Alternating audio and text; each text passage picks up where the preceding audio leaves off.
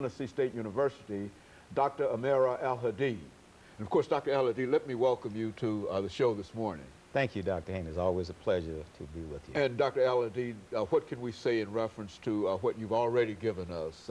Everything from Marcus Garvey to Africans in the New World, historical black colleges, just a whole number of just very interesting and important pieces of information.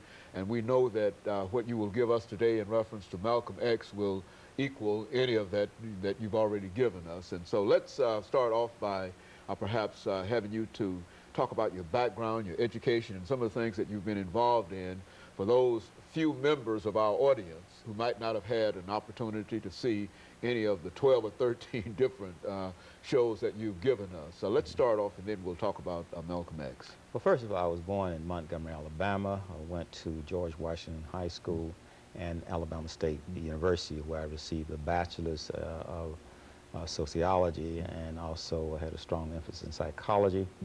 I left the Deep South and went out on the West Coast to California, where I received a doctorate in sociology at the University of California in Santa Barbara.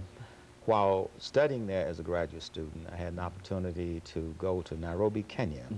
And it was there in Nairobi, Kenya in 1969 that I converted to the religion of Islam.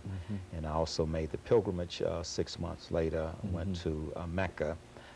Much of this was influenced by reading the autobiography of Malcolm X.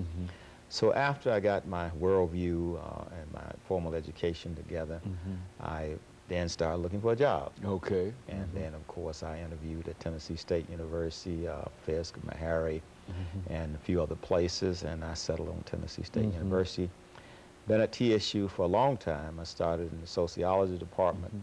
Then in 1994, we created the Department of Africana Studies. And since 1994, I have served for the last 13 years as chair of the Department of Africana Studies, Tennessee State University. Very good. You know, Dr. Al-Hadid, when we talk about Malcolm X, I think that many people, and especially younger people, might not understand exactly who this individual was. And what we'd like to do today is for you to not only talk about Malcolm